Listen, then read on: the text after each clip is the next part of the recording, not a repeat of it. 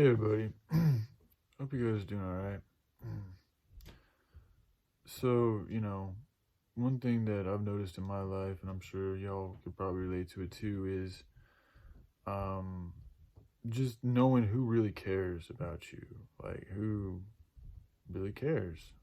Like, just about you, not about things they can get from you or something you can do for them, but actually who you are.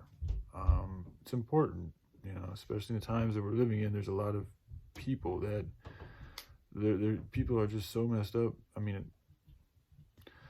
I haven't really gotten out and spoken with the public very much, so not lately. So I really shouldn't speak for the public. But in this household, like the individuals I live with are very, I myself am very much hurt too.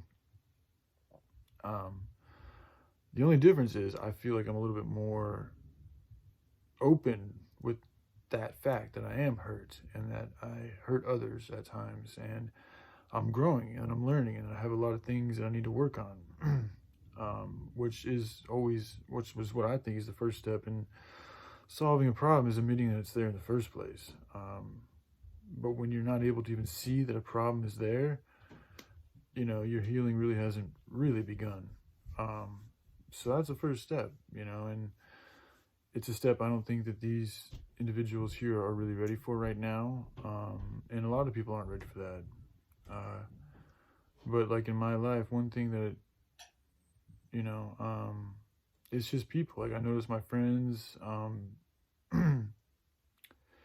lot of times they like to gravitate towards me, or even just when I'm in a good mood, and I say the things that they like to hear, or I cooperate with what they want me to do. But things change when I don't, say exactly what they want them to hear, or if I'm not in a good mood, or if I'm not. It's like an energy thing. Like a lot of people are energy vampires out here. I think even people do it without even knowing that they're doing it. So when they don't get a type of energetic feedback that they're used to feeding off of, they dismiss somebody because they're not getting what they wanted. So it goes back to them wanting something from somebody else. And I think that we live in a society that's so used to doing this all the time that people do it all the time. And when they don't get that sustenance that they're used to getting, they just turn their back on people and treat them like a drug, and it's like, oh, that beer's empty, I'm just going to throw it away. That person's empty, I'm just going to throw them away. And it's really sad, but it makes sense based on the way things are. So it is what it is. But I'm grateful though for this day and even the sorrow and everything that I'm feeling, because if you're not really expressing who you really are, whatever it may be, whatever feels most deeply true to your being, I think you should express that. And I am grateful that Joy has given me the example to do that for myself. Because I've never met anybody who's that raw with expression. Nature Boy was good, and he was the first one I saw, but Joy just took it to another level from my perspective. And I think her being a female was something that I've never seen a female like that. Like I've been a male, I've been expressive. So when I saw Nature Boy, I was like, oh, that's kind of like me. Like but I'm kind of like that. But seeing her do it from a female point of view, that was something new to me. So it was also something very spectacular. But I'm starting to feel like, again, like she's changed her mind a lot, and something that she does.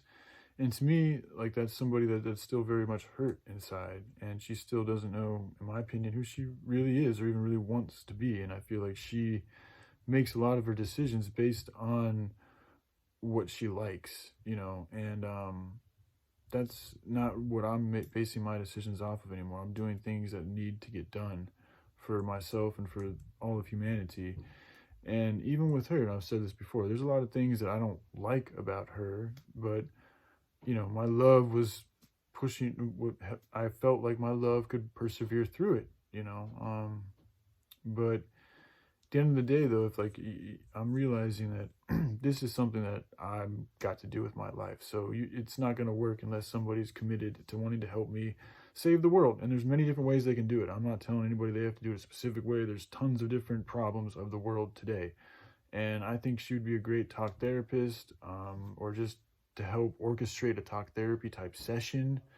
But again, it's something that you got to want to do. And I'm not feeling like she wants to do that, or that she even really wants you know, to be with me, which is fine, you know, because that's a choice we all have to make. And I wouldn't want somebody to be with me if they didn't want to be with me anyways. That's just silly. So, and to be honest, I mean, I have fleeting moments. Yeah, there's moments when I feel infatuated with her, and then there's moments when I feel like I'm rather incapable of even being with a woman because I've spent so much time in darkness. That's what it feels like. Just emotional pain and destruction and self-indulgence and not knowing what the fuck to do with myself and heaviness and this intensity and fighting and anger. And that's been my life for the past 15, 20 years, you know, and now I'm at this point where I've, you know, put this information together in such a way and I'm getting my strength back, and I find this spear, and it's just more and more is telling me that I need to just continue going down that warrior path and see where it takes me and let things fall where they may.